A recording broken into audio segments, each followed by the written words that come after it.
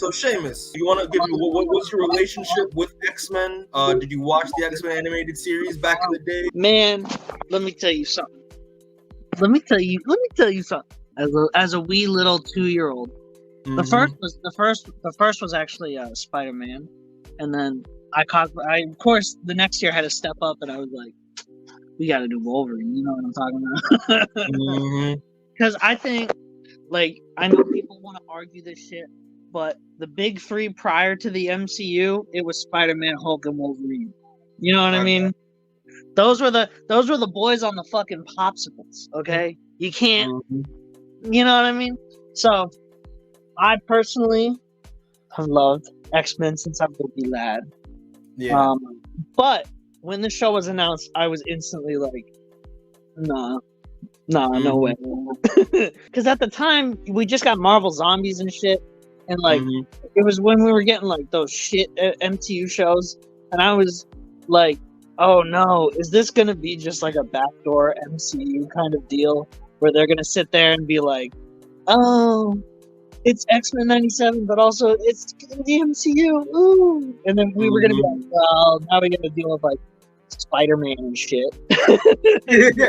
In like a bad way. Like Tom Holland's like Marvel Zombie Spider-Man showing up and be like, oh, what? You got sharp claws. Isn't that insane? And I'm going to be like, I'm going to kill myself. So yeah, coming into it, not really the most excited for it.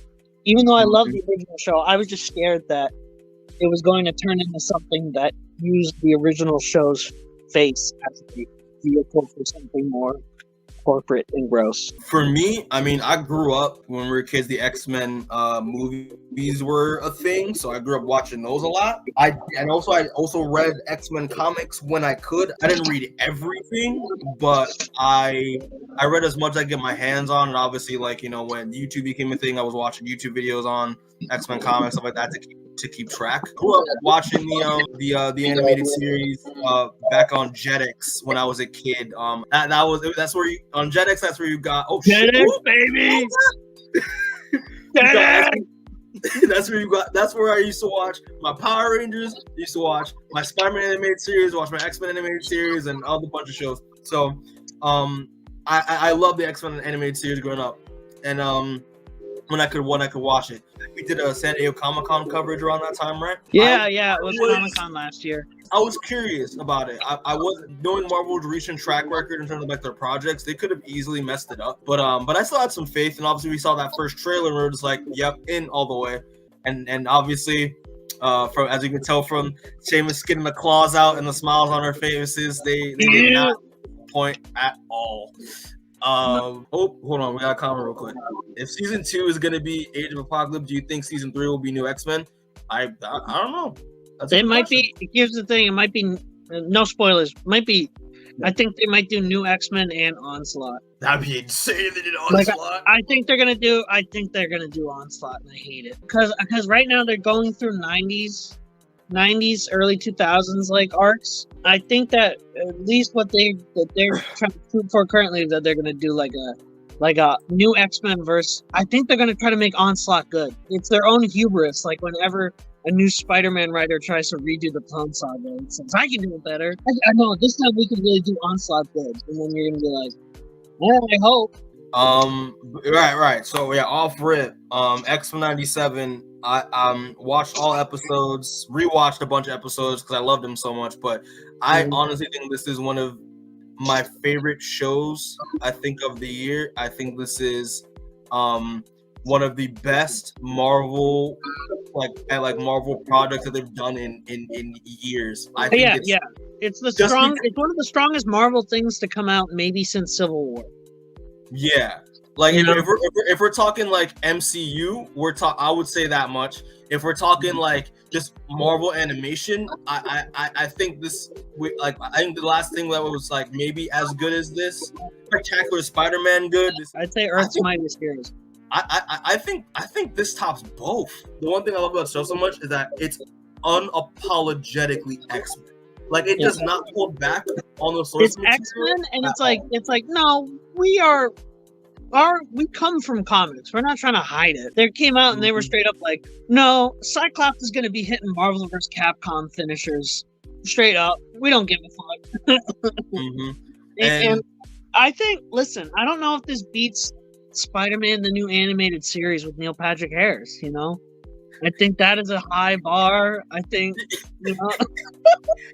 Well, first off, you know that's like my personal favorite, but like that's your personal favorite only because Michael Clark Duncan reprises his role as Kingpin in it, which is so valid. That's not it. But yeah, no, this show, like, obviously it embraces the source material. Obviously, not just being the reimagining in the continuation of the '97 cartoon series, but also taking a lot of pretty much per page events from the 90s era of comics and all that stuff. Like, after now seeing the entire show and not just from trailers, I think the animation is extremely well done. I found out that Studio Mir actually assisted with the animation on this, and if people don't know, Studio Mir did like Legend of Korra, did like the Voltron animated show on Netflix. They did The Witcher animated film, which is I think was amazing, and they're going to be working on the upcoming Devil May Cry series that me and Seamus are super hyped for as Devil May Cry fans. So